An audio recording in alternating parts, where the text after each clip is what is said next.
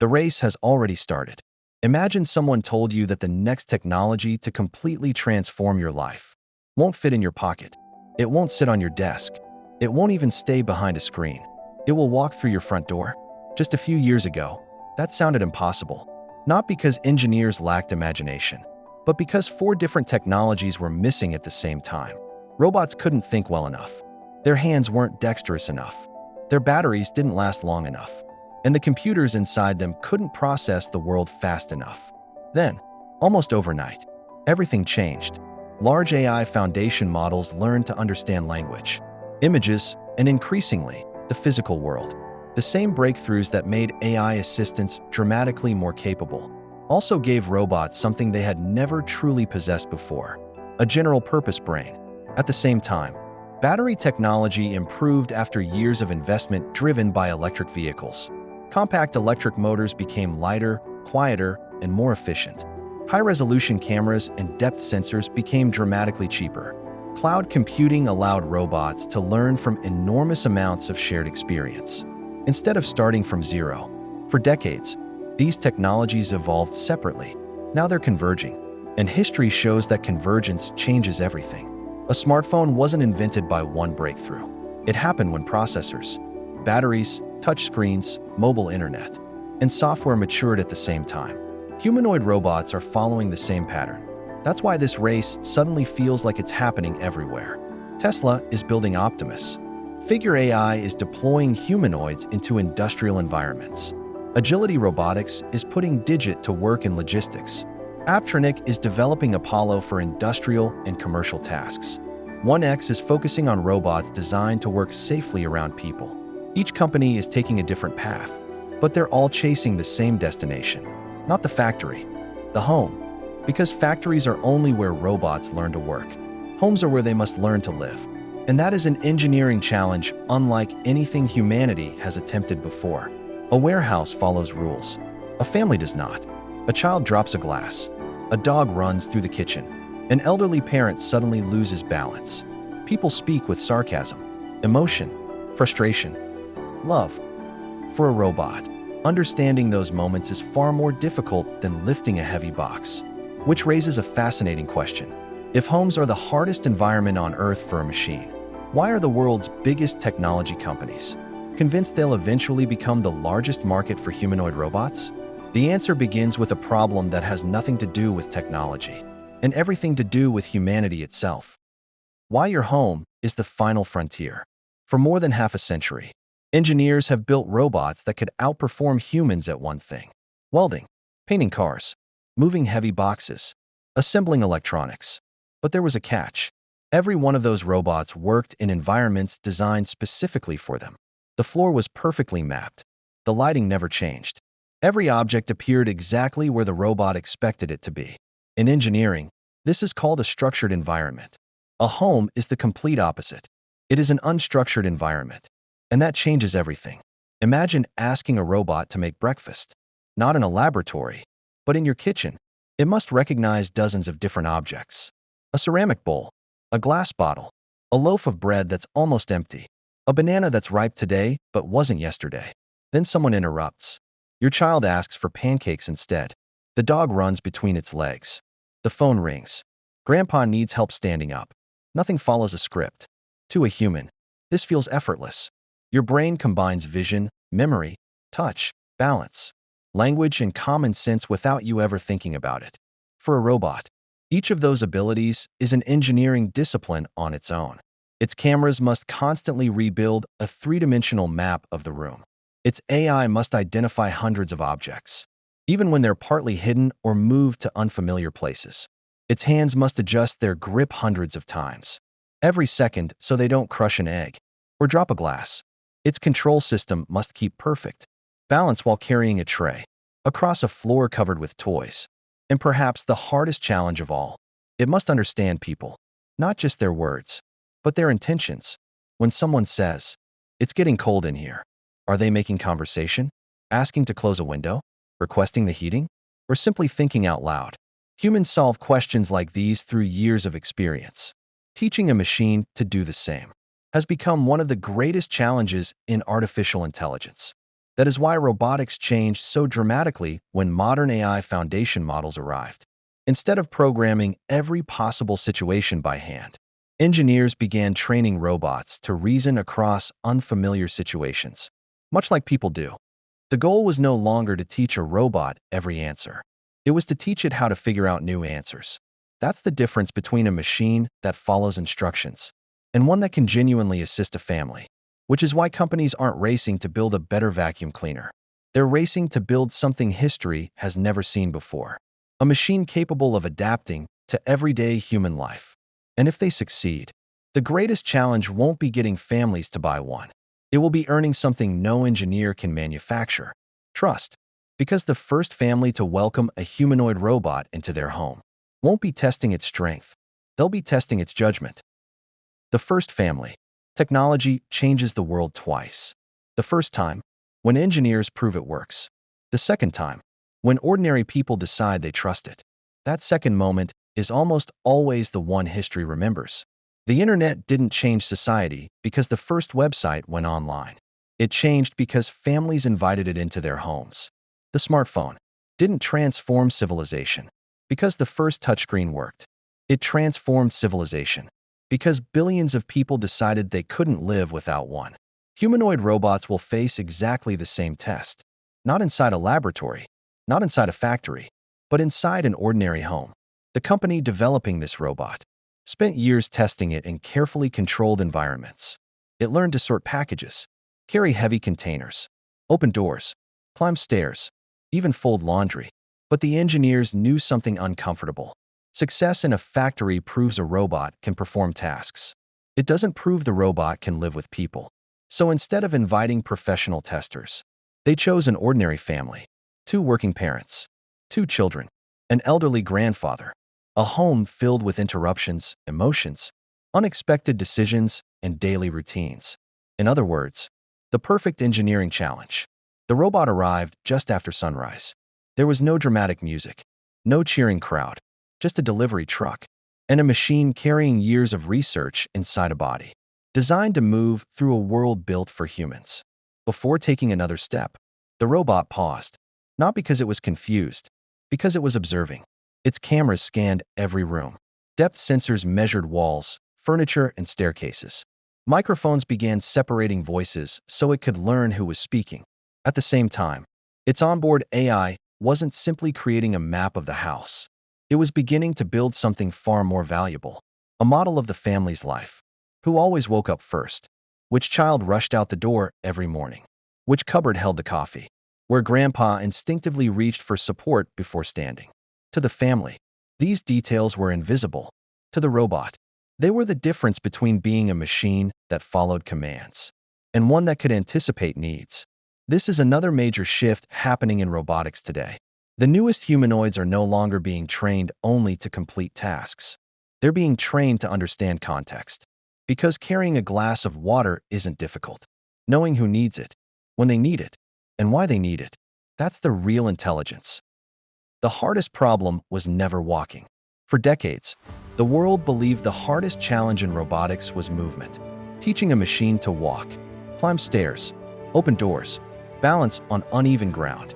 Those were extraordinary engineering achievements, but they were never the real finish line. The real challenge began only after the robot entered the family's home. Because every decision inside a home has consequences. On the second morning, the robot prepared breakfast exactly as the family liked it.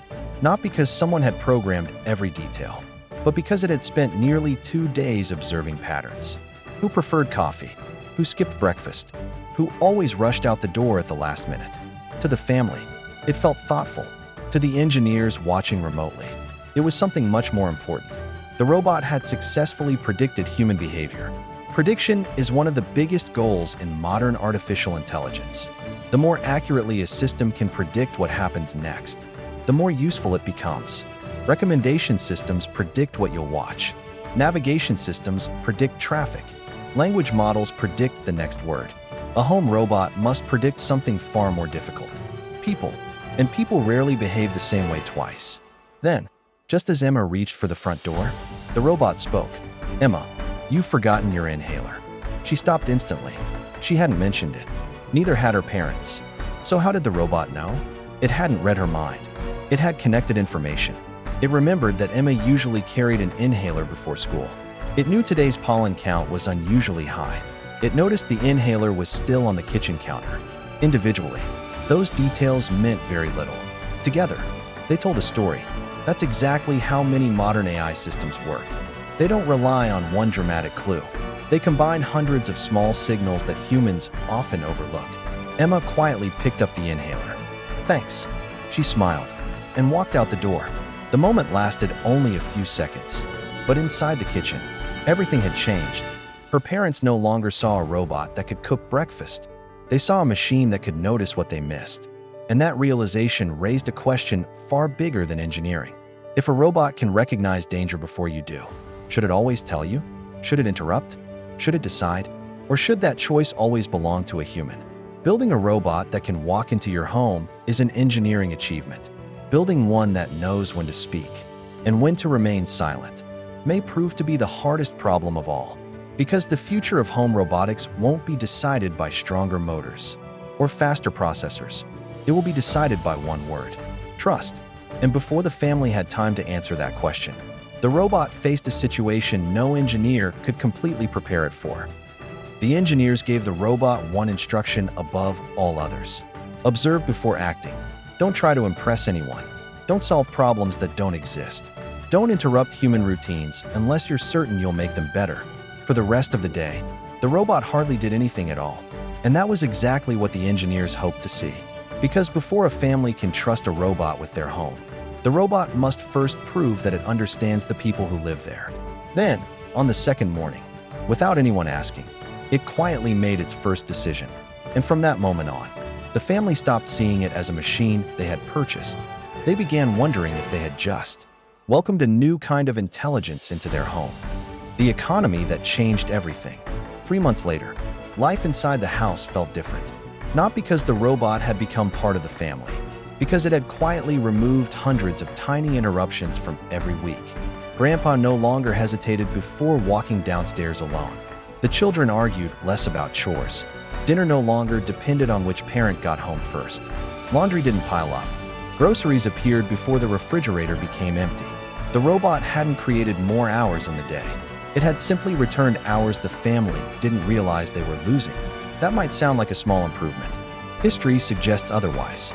The technologies that reshape civilization rarely begin by doing something spectacular. They begin by giving people back time. The washing machine replaced hours of manual labor. Electric lighting extended productive evenings. The internet eliminated countless trips to banks, stores, and offices. Humanoid robots could become the next step in that story. And that helps explain why the world's largest companies are investing billions of dollars into a technology that still struggles with many everyday tasks. The reason isn't curiosity, it's economics. Across much of the world, populations are getting older. Birth rates are falling.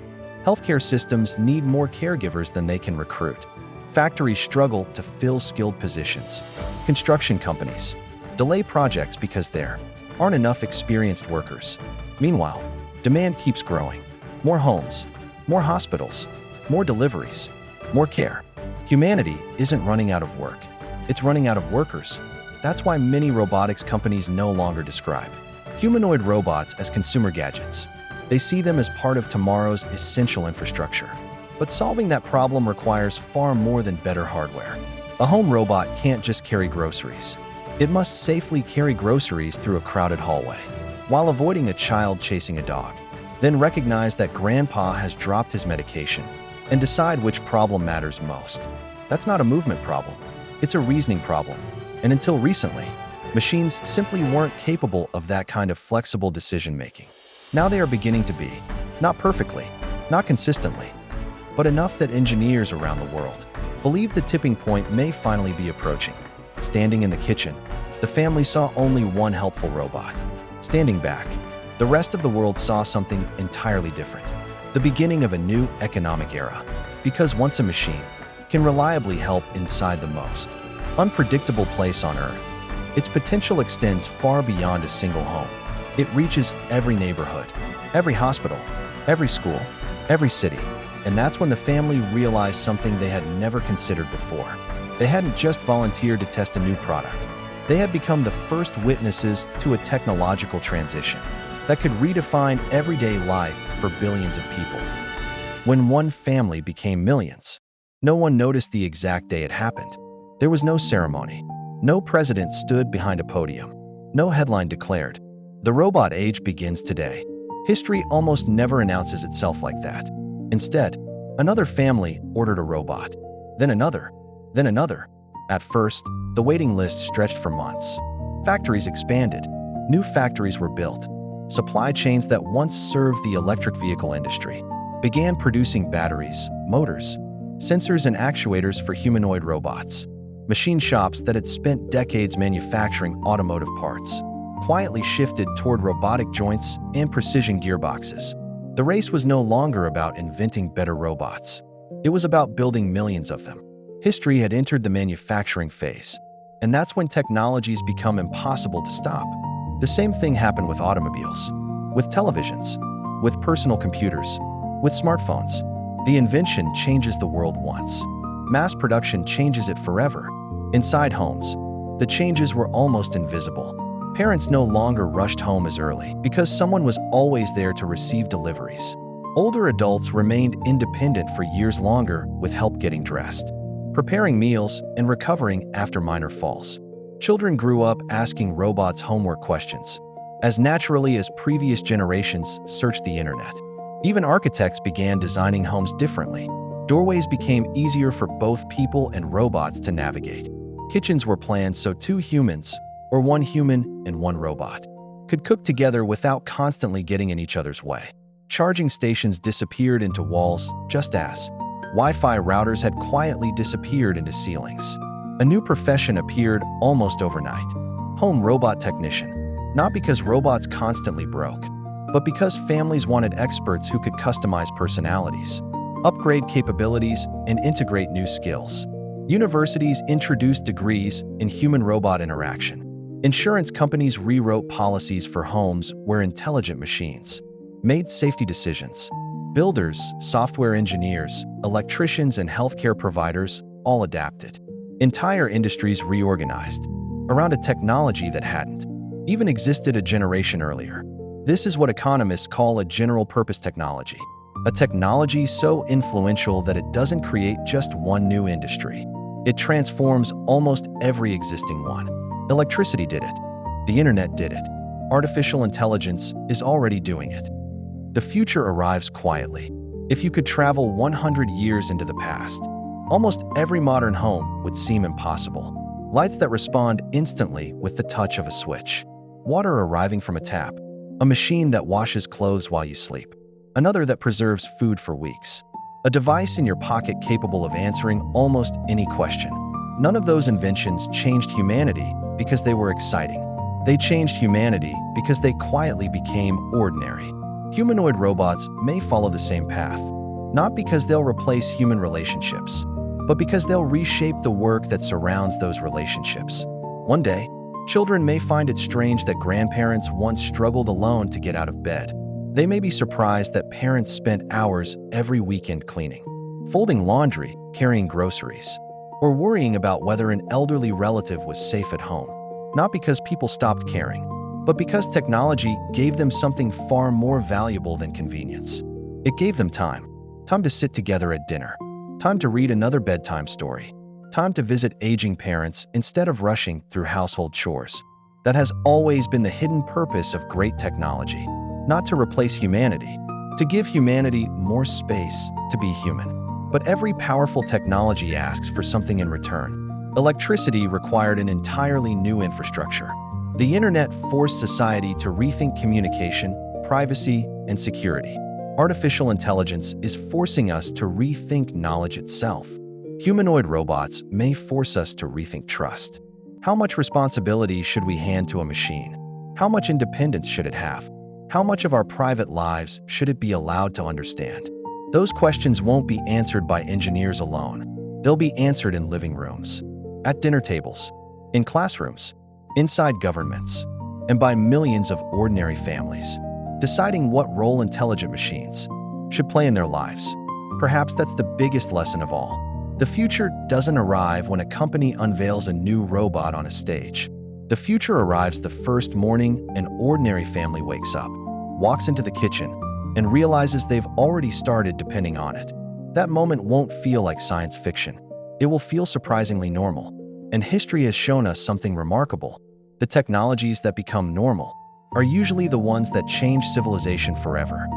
So maybe the real question was never, will humanoid robots become part of our lives?